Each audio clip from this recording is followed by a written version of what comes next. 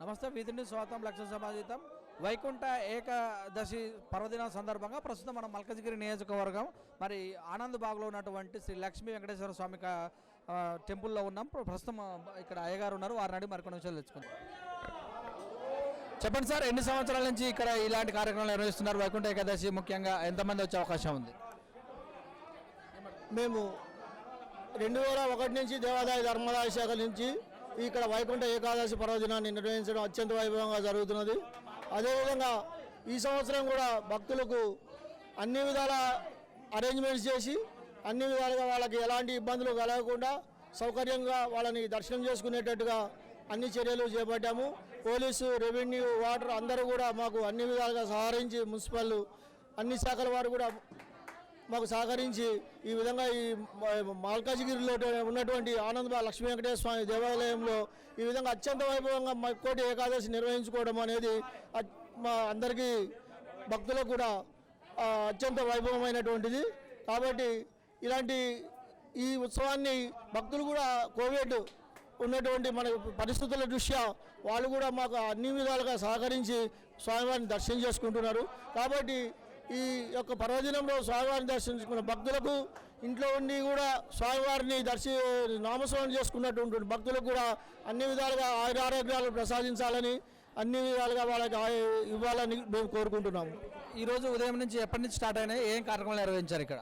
ఈరోజు ఉదయం 3 గంటలకి ఈ మాకు ధనుర్మాస కార్యక్రమంలో తిరుపావై సేవ మరియు స్వామివారి అలంకారము ఉన్నటువంటి కార్యక్రమాలు కూడా అత్యంత వైభవంగా నిర్వహించుకోవడం జరిగింది. కావున ఈరోజు మిగతా కార్యక్రమం అక్కడి నుంచి భక్తులు కూడా మొదలయ్యి ఉత్తర ద్వార దర్శనం ద్వారా అందరూ కూడా భక్తులు స్వామివారిని దర్శించుకుంటున్నారు. ఈరోజు మొత్తం మేము చూస్తే ఎంతమంది వచ్చే అవకాశం ఉంది? ఇప్పటివరకు ఎంతమంది దర్శించుకున్నారు అనుకుంటున్నారు?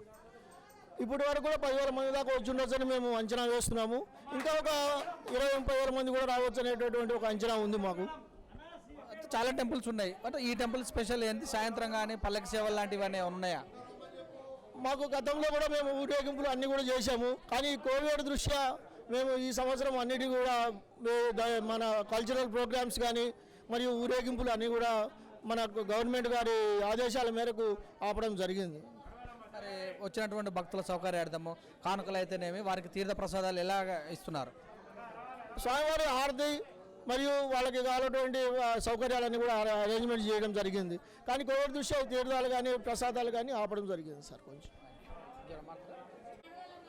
ఈ వైకుంఠ ఏకాదశి పర్వదినము మరి వెంకటేశ్వర స్వామి దర్శించుకోవాల్సినటువంటి అంశము భక్తులకు ఎలాంటి పుణ్యాలు జరుగుతాయి? జయ శ్రీమన్నారాయణ. ఈరోజు మన మల్కాజ్గిరిలోని ఆనంద్ బాగ్లోని శ్రీ లక్ష్మీ వెంకటేశ్వర స్వామి దేవాలయంలో అత్యంత వైభవపేతంగా ముక్కోటి ఏకాదశి పర్వదినాన్ని మనం ఈరోజు జరుపుకుంటున్నాము. ఈరోజు శ్రీమన్నారాయణమూర్తిని ఎవరైతే దర్శించుకుంటారో వారికి సర్వపాపాలన్నీ కూడా తొలగిపోయి వారికి కోటి జన్మల పుణ్యఫలం లభిస్తుందని పురాణాలు చెప్తున్నాయి మనకు.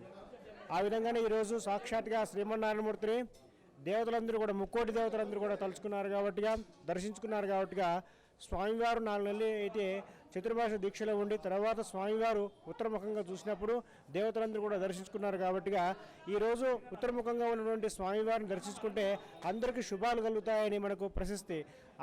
ఆ భాగంలోనే మనం ఈరోజు దేవాలయంలో చక్కగా వైకుంఠ ద్వారం ద్వారా భక్తులకు ఎటువంటి అసౌకర్యం కలగకుండా చక్కని ఉత్తర ద్వార దర్శనాన్ని మనం వేకువజాము నుంచి మనం ఇస్తున్నాము. దేవాదాయ ధర్మాదాయ శాఖలో ఉన్న ఈ ఆలయంలో మన యొక్క ఆలయ సిబ్బంది, మేనేజర్ గారు మరియు ధర్మకర్త మండలి మాజీ వారు అందరూ కూడా కలిసి సంయుక్తంగా భక్తుల సహకారంతో చక్కగా ఈ యొక్క వైభవంగా ముక్కోటి ఏకాదశి పర్వదినాన్ని మనం జరుపుకుంటున్నాము. ముఖ్యంగా ఈరోజు మన ప్రపంచాన్నంతా కూడా ఒక విషక్రిమి ఆట ఆడిస్తున్నది. ఆ విషక్రిమి తొలగిపోయి ప్రజలందరూ కూడా సుఖశాంతులతో ఉండాలని, ప్రజలందరూ కూడా ఆయురారోగ్యాలతో ఉండాలని భగవంతుని వేడుకుంటున్నాము. ఇటువంటి పర్వదినాలు మరి ఎన్నో కూడా సంతోషంగా ప్రజలందరూ కూడా ముందు చేసుకోవాలని, ఆ భగవంతుని యొక్క ఆశీస్సులు అందరికీ కూడా ఉండాలని అనేక మంగళాశాసనాలు చేస్తున్నాము. భక్తులు ఎలాంటి నియమాలు పాటించాలి ఈ యొక్క శుభదినం పురస్కరించుకొని? వాళ్ళు అంటే ఎలాంటి శుభాలు కలిగే అవకాశం ఉంటుంది ఆ యొక్క నియమాల వల్ల? అంటే ఇప్పుడు మనకు శాస్త్రం చెప్తున్నట్టుగా స్వామివారికి ఈరోజు మనకు ఉన్నటువంటి పర్వదినాల్లో మనకు 24 ఏకాదశులు ఉంటాయన్నమాట. ప్రతి ఏకాదశికి ఒక విశేషమైన స్థానం ఉంటుంది. అందులో కొన్ని ఏకాదశులకు మాత్రం ప్రత్యేక స్థానం ఉంటుంది. అందులో ఈ యొక్క ముక్కోటి ఏకాదశికి చాలా విశేషం ఉంటుంది. ఉపవాసం అంటే స్వామిని ధ్యానించడమే ఉపవాసము. ఇది మన ఆహారం తీసుకోకుండా కాకుండా ఆహారాన్ని ఒకరోజు కనుక మనము బంద్ చేసినట్టయితే మనం శరీరం కూడా సమతుల్యంగా ఉంటుంది. శాస్త్రం ఆనాడే చెప్పింది, ఇప్పుడు మనకు వైద్యరీత్యా కూడా అదే చెప్తున్నమాట, ఒకరోజు లంకన ఉండాలని. ఆ విధంగానే ఈ యొక్క ఏకాదశి పర్వదినం ముఖ్యంగా ఏంటంటే ముక్కోటి దేవతలందరూ కూడా స్వామివారిని తలుచుకున్నారు, స్వామివారిని దర్శించుకున్నారు. కాబట్టి అటువంటి శుభదినంలో భక్తులందరూ కూడా ఆ శ్రీమన్నారాయణమూర్తిని దర్శించుకుంటే వారి యొక్క పాపాలన్నీ కూడా తొలగిపోయి, వారి కష్టాలను కూడా తొలగిపోయి, వారు అందరూ కూడా వారి యొక్క మనోవాంఛలు ఏవైతే ఉంటాయో అవన్నీ కూడా తీరుతాయని భక్తుల యొక్క ప్రగాఢ విశ్వాసము. అందులో ముఖ్యంగా ఈరోజు స్వామివారికి ఏకాదశి రోజు తులసి పూజ అంటే చాలా విశేషము. తులసి పూజతోనే స్వామివారిని అర్చిస్తారు. కాబట్టి ప్రతి ఊరు, ప్రతి గ్రామంలో, ప్రతి వాడలో కూడా అటువంటి విశేషమైన శ్రీ ఆనంద బాబు నిలయంటే శ్రీ వెంకటేశ్వర స్వామి వారిని భక్తులందరూ కూడా తులసి మాలలతో చక్కగా అలంకరింపజేసుకొని పూజిస్తున్నారండి. ఎలాంటి ప్రసాదం స్వామివారికి ఈరోజు ఇష్టం ఉంటుంది? భక్తులు ఎలాంటి ప్రసాదం ఇవ్వాల్సి వస్తుంది? ముఖ్యంగా స్వామివారికి ఇష్టమైన పదార్థాలలో స్వామివారికి ధనుర్మాసంలో భాగంగా కట్టె పొంగల్, వెను పొంగల్ అంటాము. ఆ పొంగల్ నైవేద్యాన్ని వేకువజామున పెడతాము. తర్వాత పాయస క్షీరాన్నము. దాని తర్వాత ఈరోజు ఏకాదశి ఘాటికి భక్తులకు కోవిడ్ నిబంధనల ప్రకారంగా ఇక్కడ ఆలయ అధికారులు మరియు ప్రభుత్వం యొక్క ఆదేశాల మేరకు తీర్థప్రసాదాలు మాత్రం నిర్వహించట్లేదండి. ఎందుకంటే ప్రభుత్వం మనకి ఈరోజు కోవిడ్ యొక్క నిబంధనలు ఉన్నాయి కాబట్టి తీర్థప్రసాదం లేకుండా స్వామివారి యొక్క పండ్లు అలాంటివి మాత్రం పంచుతామండి. భక్తులు ఎలాంటి మంత్రాన్ని జపించవలసిన అవసరం వస్తుంది? ఒకవేళ ఇంట్లో ఉన్నటువంటి వాళ్ళు ఈ మంత్రం పాటిస్తే వాళ్ళకి మంచి జరుగుతుంది అనేటటువంటి మంత్రాలు ఏమైనా ఉన్నాయి ఈరోజు? అన్నిటికంటే మించిన మంత్రం ఓ నమో నారాయణాయ. ఈ అష్టాక్షర మంత్రాన్ని ఎవరైతే జపిస్తారో వారికి సర్వత్రా విజయం కలుగుతుందండి. ఓ నమో నారాయణ అనే మంత్రాన్ని ఎవరైతే జపిస్తారో వారికి సర్వత్రా విజయం కలుగుతుంది. భగవంతుని యొక్క శ్రీమన్నారాయణ యొక్క అనుగ్రహం తప్పకుండా కలుగుతుందండి. చాలామంది కూడా కొంతమంది ఇంట్లో కూడా పూజలు చేస్తుంటారు. అంటే దాదాపు ఈరోజు ఖచ్చితంగా టెంపుల్స్కే రావాల్సిన ఆవశ్యకత ఉందా? ఇంట్లో కూడా చేసుకోవచ్చా ఈ యొక్క నారాయణ? వాస్తవానికైతే మనము ఉత్తర ద్వార దర్శనం ద్వారా స్వామివారి దర్శించుకోవాలి. ఉత్తర ద్వారం అంటే స్వామివారు ఉండేది మనకు దేవాలయాలు కాబట్టి దేవాలయాలు ఏర్పాటు చేసినటువంటి ఉత్తర ద్వారం చేసుకుంటే మంచిగా ఉంటుంది. ఎవరైనా వృద్ధులు లేదా అనారోగ్య కారణం ఉన్నవారు ఎవరైనా రానింటి వారు మనసులోనే సంకల్పించుకొని భగవంతుని తలుచుకున్నా కానీ స్వామివారి యొక్క అనుగ్రహం ఎక్కడైనా ఉంటుందండి. వైకుంఠ ఏకాదశి అంటే ఈరోజు మరి వైకుంఠంలో ఎలా ఉంటుంది పరిస్థితి? అంటే భక్తులు ఏం ఊహించుకోవాలి అసలు? వైకుంఠ ఏకాదశి రోజు అంటే స్వామివారు ఈరోజు అంటే నిద్ర నుంచి మేల్కొన్నట్ట లేకపోతే నిద్రకు వెళ్తున్నట్టు సందర్భాల?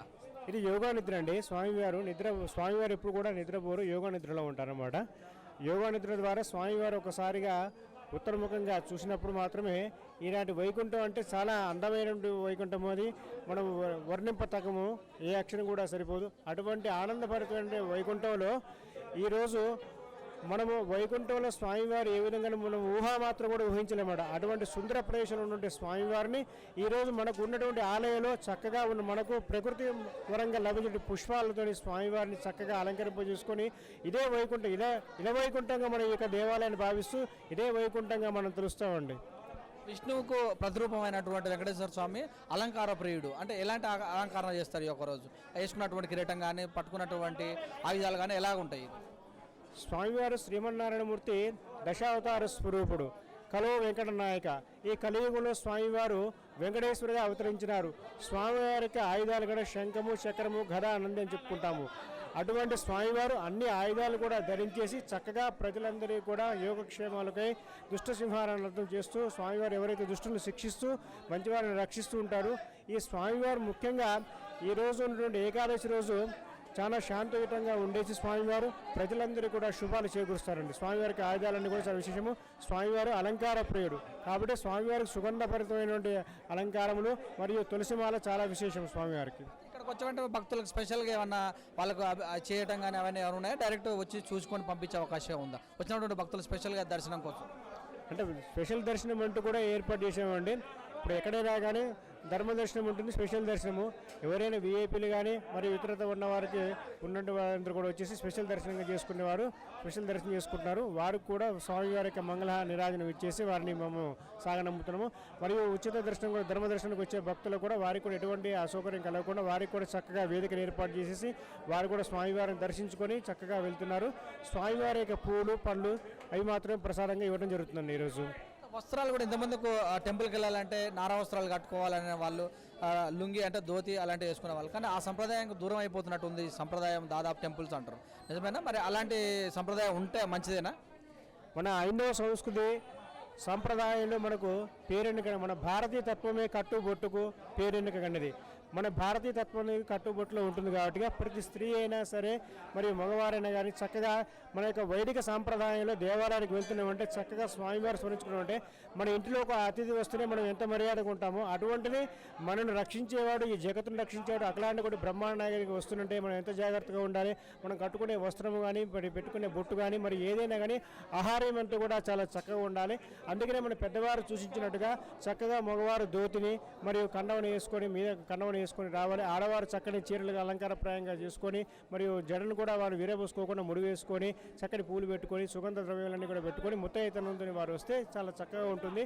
సనాతన ధర్మంలో కూడా ఈరోజు మనము పాశ్చాత్య నాగరికతను అనుసరిస్తున్నాం, కానీ ఎప్పటికైనా కానీ మనం యుగ యుగాల నుంచి ఎన్నో వేల సంవత్సరాల నుంచి కూడా మన హైందవ సంస్కృతి సాంప్రదాయాన్ని ఈరోజు అందరూ కూడా ఆచరిస్తున్నారు. మళ్ళీ వెనకతరాన్ని ఎందుకంటే ఒక శాస్త్రీయత మనకు ఉన్నది, ఒక దృక్పథం మనకు ఉన్నది. మన భారతీయులు ఋషులు యోగులు పుణ్యపురుషులు వీరందరూ కూడా ఒక మార్గాన్ని సూచించినారు మనకు, ఏదైతే సక్ర మార్గం ఉంటుంది. అందుకని ఈ ధనుర్మాసంలో కూడా చక్కగా వారు మనకు చలి వేస్తున్న టైంలో కూడా స్వామివారి ధనుర్మాసంలో ప్రసాదంగా కట్టె పెడతాం. అందులో పెసరపప్పు, మిరియాలు, జీలకర్ర, అల్లం వేస్తాం. ఇవన్నీ కూడా శరీర ఉష్ణోగ్రతకు సరిపోతాయి అన్నమాట. ప్రతి తినే ఆహారము కట్టె బొట్టు అన్నింటిలో కూడా మనకు ఒక సాంప్రదాయం ఉంటుంది. అలాంటి సాంప్రదాయానికి అలవాటు పడితే మనిషి చక్కగా ఉంటాడు, తన యొక్క దైనందిన జీవితంలో ఎప్పుడు కూడా ఉంటాడండి. మనం పాశ్చాత్య నుండి నాగరికతకు పోకుండా ఉంటే చాలా శ్రేయస్కరము. దాదాపుగా ఈరోజు ఇక్కడికి వచ్చిన భక్తులందరూ కూడా చక్కని సాంప్రదాయ దుస్తులను వచ్చినారు. చాలా సంతోషము, హర్షించదగ్గ విషయం. ఇంకా ముందు కూడా ప్రజలందరూ కూడా చక్కగా భారతీయ యొక్క వైదిక సాంప్రదాయాన్ని పాటిస్తూ చక్కగా రావాలని కోరుకుంటున్నాము. జనరల్గా ఏమైందంటే ఇప్పుడు పరిస్థితుల్లో టెంపుల్ ఆవరణకు రాగానే నామస్మరణ స్మరించాలి. ఏ టెంపుల్కి వెళ్తే శివుని టెంపుల్కి వెళ్తే శివాయ అని, వెంకటేశ్వర స్వామి గోవింద్ కంటే అలాంటి నామస్మరణ తక్కువ అయిపోయినట్టుగానే అనిపిస్తుంది. గుంపులు రావడం వల్ల తోసుకోవటం అలాంటి కార్యక్రమాల వల్లనే వాళ్ళ సొంత పర్సనల్గా మాట్లాడుకుంటూ దేవుని దగ్గరికి రాగానే మొక్కి పెడుతున్నట్టు ఉంది. అంటే ఆ నామస్మరణ తక్కువ అయినట్టుగానే అనిపిస్తుంది. దీన్ని ఎలా చూడాలి? దీని విషయంలో మీరు ఎలాంటి కట్టుబాట్లు చేస్తారు? ఇప్పుడు సర్వదేవ నమస్కారం కేశవం ప్రతిగచ్చది. మనం ఏది మాట్లాడినా ఏ నామాన్ని జపించినా కానీ ఆఖరికి చేరేది ఆ యొక్క విష్ణుమూర్తి స్వాస్థంగా ఉంటున్నమాట, అతనికే చేరుతుంది. కానీ మీరు అన్నట్టుగా మనం యాంత్రిక జీవితంలో పయనిస్తున్నాం. ఇప్పుడు దేవాలయానికి రావాలన్నా మనం తినే ఆహారం అయినా కానీ యాంత్రిక జీవితంలో తింటున్నాము. అలా కాకుండా ఒక ఆలయానికి వస్తే మానసిక ప్రశాంతత కొరకు వస్తుందన్నమాట. మన మనసుని ఒక లగ్నం చేసుకున్నట్టయితే మనసుని కనుక చెల్లింపజేసుకోకుండా ఉంటే ఎప్పుడైతే నిమగ్నంగా స్థిమితంగా ఉంటామో అప్పుడే మనకు మన యొక్క కోరిక కూడా నెరవేరుతుంది. దేవాలయానికి వచ్చినప్పుడు ఓ నమో వెంకటేశాయ, ఓ నమో నారాయణాయ అని వైష్ణవ సంప్రదాయం మనం అనుకోవాలి. ఇక్కడ దాదాపుగా వచ్చిన భక్తులను ప్రతినిత్యం కూడా గోవిందనామాలు చదువుతారు, గోవిందనామాలు పఠిస్తుంటారు. మీరంటే ఇప్పుడు సమూహం ఎక్కువ ఉంది కాబట్టి సమూహంలో ఎవరి గొడవలో వారు వెళ్తున్నారు, కానీ వారు కూడా చాలామంది ఇప్పటివరకు మన భక్తులందరూ కూడా గోవిందనామస్వరాన్ని జపిస్తారు కూడా. కొబ్బరికాయ కొట్టడము అనే సంప్రదాయంలో కొంచెం అపరిశుభ్రత కూడా ఏర్పడుతుంది చాలా చోట్ల కూడా.